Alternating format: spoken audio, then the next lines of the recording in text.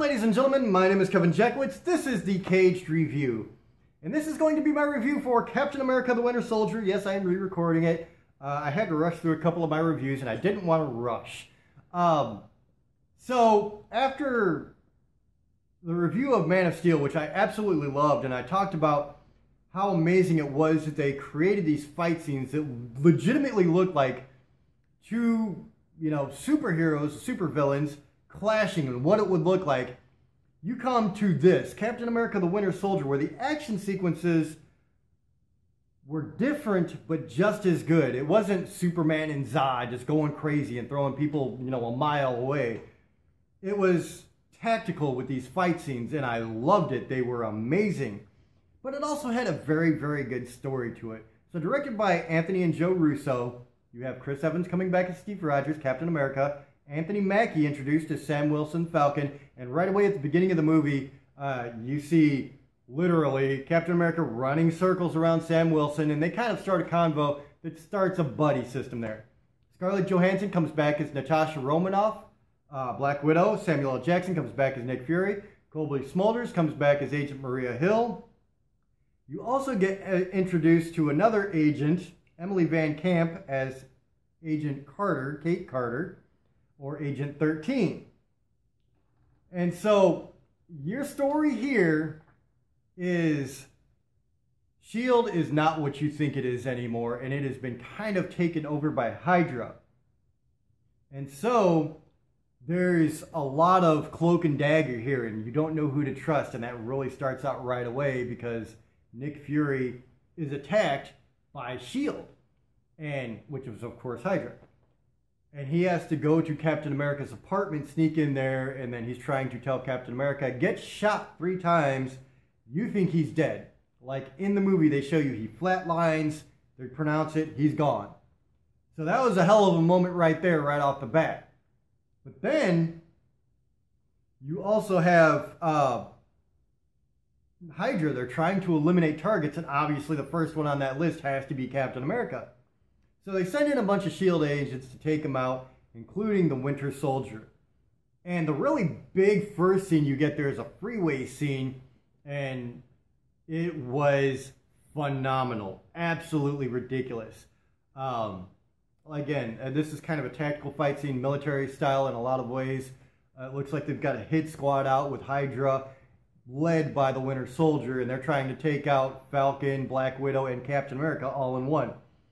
And just some amazing, amazing, amazing stunts and shots in this all the way throughout, leading up to a big fight between Captain America and the Winter Soldier.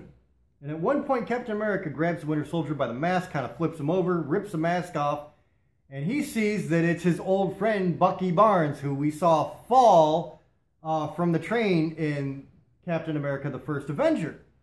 And so at that time, you thought he was dead, but then they talked about how Hydra must have tested on him with the Tesseract, and that's how he survived that fall and how he's kind of an enhanced person now.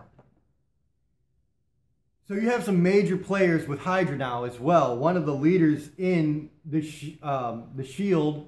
is Alexander Pierce, played by Robert Redford, who is also one of the, double agents working for Hydra. Frank Grillo comes in as Brock Rumlow, who we know comes back later. Maximiliano Hernandez plays Agent Jasper Sitwell, and I've mentioned him through other movies that may not seem like important. And the reason I kept mentioning Agent Jasper Sitwell is because of this movie. Because they have this one small role in like 2 or 3 movies, and then here he is. He's such a major player in the transition from showing S.H.I.E.L.D. becoming Hydra. And they eventually capture Sitwell, Captain America, Black Widow, and Falcon, and they're interrogating him on a rooftop. They throw him off. Falcon catches him, brings him back up. So he spills the beans on Hydra and their plan. And so during the freeway scene, the Winter Soldier grabs Sitwell out of the car and rips him and throws him into a truck. So he didn't make it. But it was really cool that they thought of stuff like that. And the plan that Sitwell revealed was that they've got these helicarriers. There's 3 of them that are targeting certain specific targets throughout the world, and it's like a couple of million people. And these helicarriers are supposed to take them out. And so the job of Captain America is to get these chips out so that they're not targeting those people and they're not targeting anything. And then replace them with chips that make all 3 ships target each other. And so they take out all 3 helicarriers. And later on in the movie, you find out that Samuel L. Jackson, Nick Fury, is not dead. He faked his death so that Hydra couldn't come looking for him. And at that point, Nick Fury, Black Widow, Falcon, Captain America, Maria Hill, they all have a little meeting and they're talking about what comes next.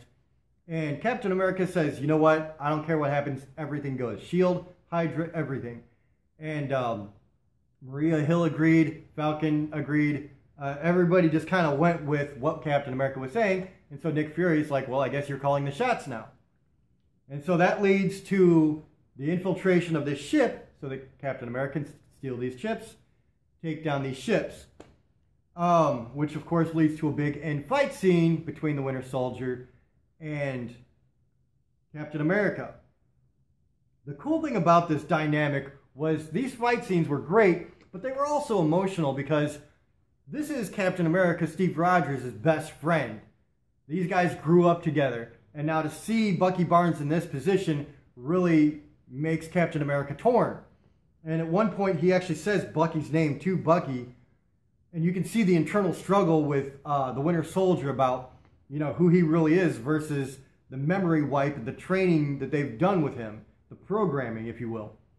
And so, you know, there's an internal struggle there, and that really comes into play at the end of this movie with the fight between Captain America and Bucky Barnes. And I really, really did love that. At the end, Captain America's like, I'm not going to fight you. He's like, you're my friend. Winter Soldier says, you're my mission.